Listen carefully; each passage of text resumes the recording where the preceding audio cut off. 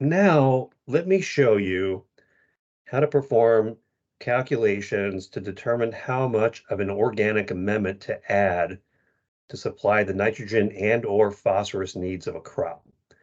So on this slide, we're using the same exact scenario as when we applied inorganic fertilizers in the previous video. A producer needs to apply 175 pounds of nitrogen per acre and 65 pounds of P2O5 per acre to meet a corn crop's demands. Again, those numbers come from soil testing and comparing those values from a soil test to those values that are required or correlated to a yield, and comes from a table or a series of tables that are generated by scientists over time that a soil testing lab would look at to say your corn, based on what I see in your soil, needs 175 pounds of nitrogen and 65 pounds of P2O5. In this calculation or scenario, the producer wants to use feedlot manure. So they have the feedlot manure tested. It contains 23 pounds of nitrogen per ton, and it contains 24 pounds of P2O5 per ton.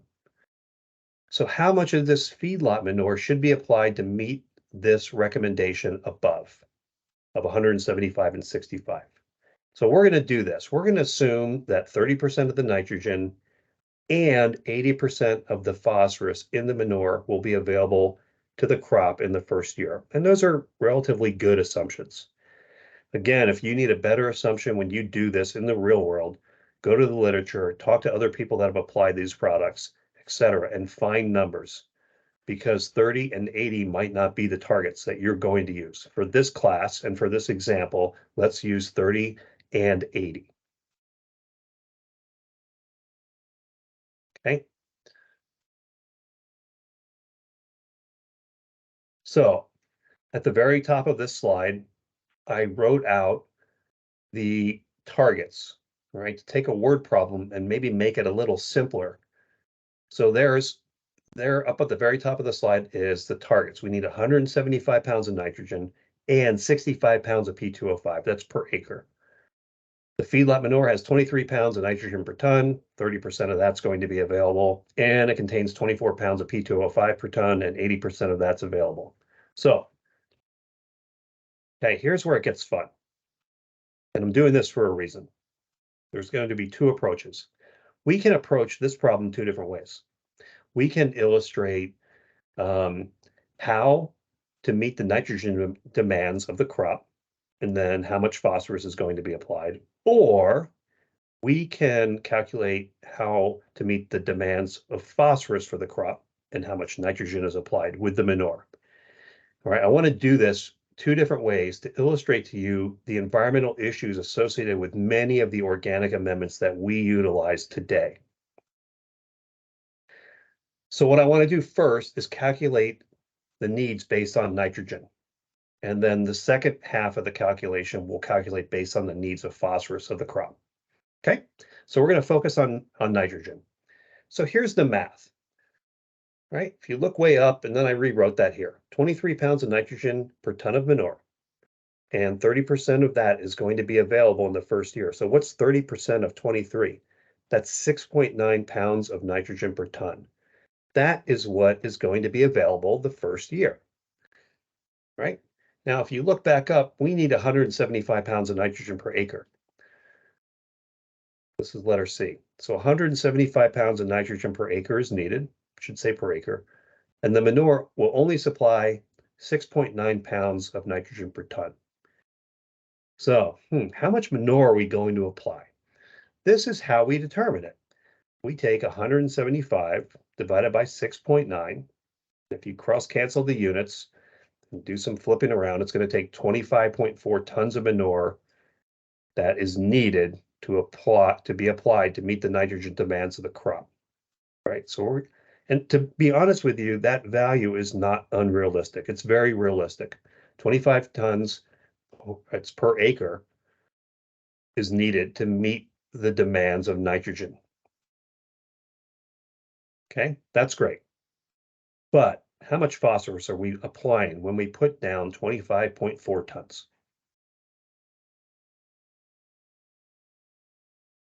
So the next step is to determine exactly how much P2O5 is applied when you apply 25.4 tons of manure per acre. And you should be able to do this math because all the information is given to you. You just calculated some and it's given to you above at the very top of this slide. So the manure has 24 pounds of P2O5 per ton, and 80% of that is going to be available in the first cropping year. So what's 80% of 24?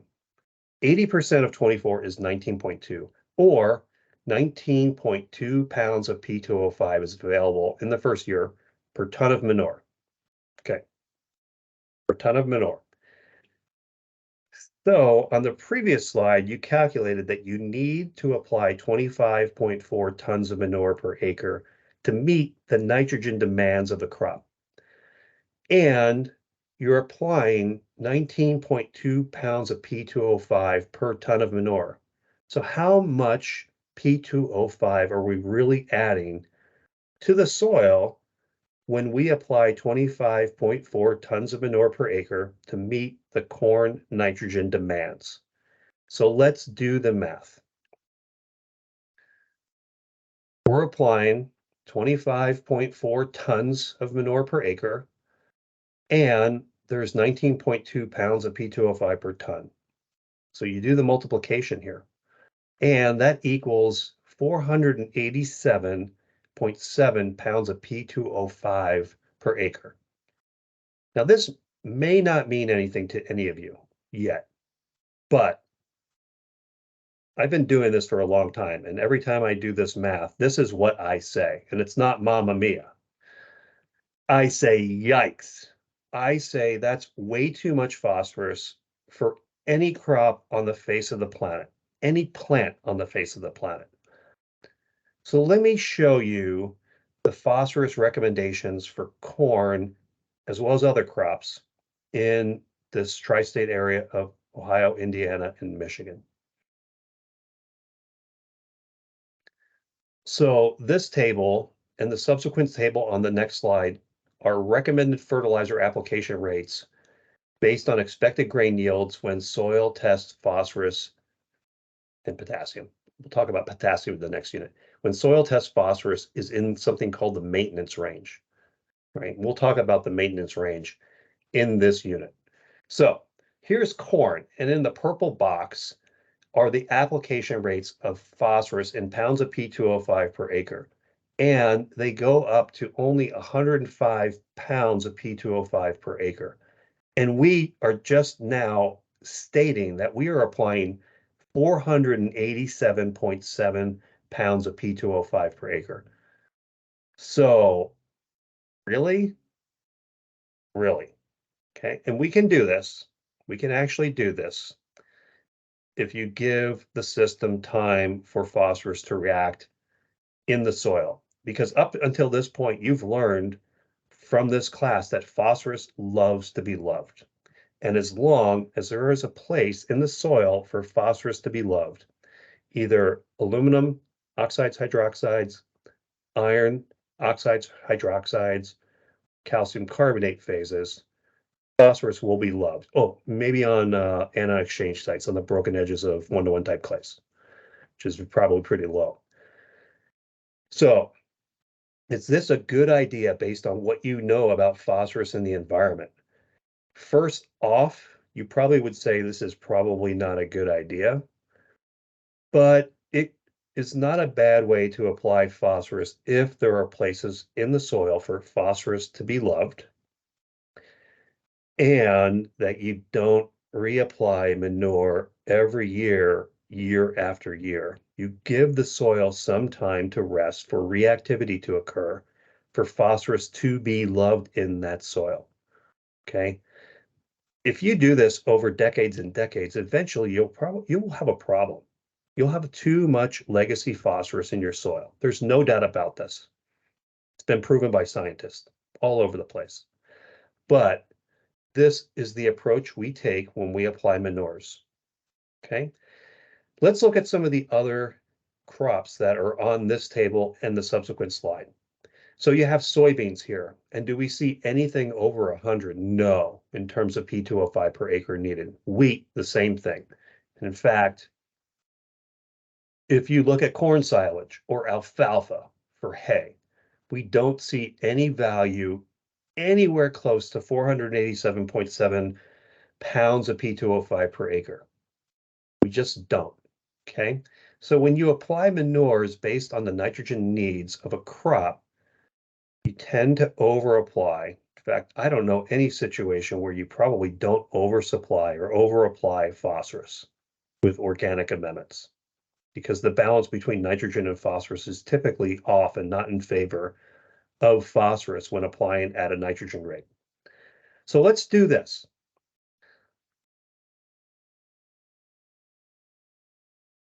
Let's flip the approach around. And let's now, instead of applying manure based on the nitrogen demands, let's base manure application rates on the phosphorus demands. So we can use the data that you just collected from the previous example for the first half of this calculation, right? So we know that the manure contains 24 pounds of P2O5 per ton and 80% is available. And you already calculated this, that there's 19.2 pounds of P2O5 per ton of manure. And if you look up top, at the top of the screen, 65 pounds of P2O5 per acre is needed for this corn. So how much manure do we need to add to meet that demand? You simply take 65 pounds of P2O5 divided by the amount of, and that's per acre, that's the target, divided by the amount that's in the manure in tons, pounds of P2O5 per ton of manure. And when you do that, you need to apply 3.4 tons of manure per acre to meet the P demands. Okay, sounds low to me. Sounds very low to me, but that's a realistic number to target the amount of P2O5 needed by a crop using this type of manure. But let's go a few steps further. There is 23 pounds of nitrogen per ton of manure, and 30% of that's available. You already calculated this before. 30% of 23 is 6.9 pounds of nitrogen per ton. Okay, you did this before. You're applying manure based on the P needs. So how much nitrogen is applied? When we apply 3.4 tons of manure per acre to meet the phosphorus demands, which meets the phosphorus demands of corn, and that manure has 6.9 pounds of nitrogen per ton. That means you're applying 23.5 pounds of nitrogen per acre. What does the crop need? If you look up top, it needs 175 pounds of nitrogen per acre. And this 23.5 pounds is way too short in terms of the nitrogen demand for corn in this system. So that's a real challenge. This is a real challenge, a very real challenge with respect to utilizing manures in the environment. And in some situations and in some states, when you reach some level of P risk or phosphorus risk in the environment, you then have to convert your organic amendment applications from a nitrogen-based approach to a phosphorus-based approach. And it's a dilemma, as you can see from this calculation. So we are going to close out this section by throwing some questions to you just to think about based on what you just learned. Which manure application determination approach is more environmentally friendly? Basing applications on the nitrogen needs or basing applications on the P needs? And really, you could probably go either way. If you're a grad student, you might know a little bit more in terms of environmental risk than undergraduates. You might ponder that a little bit more, a little deeper. In fact, I think about, are there any negatives for following the second approach? Or if you had to follow the second approach, how would you fill in the gap with respect to the amount of nitrogen that's needed by the crop? Something to just ponder for this unit or this section of this unit.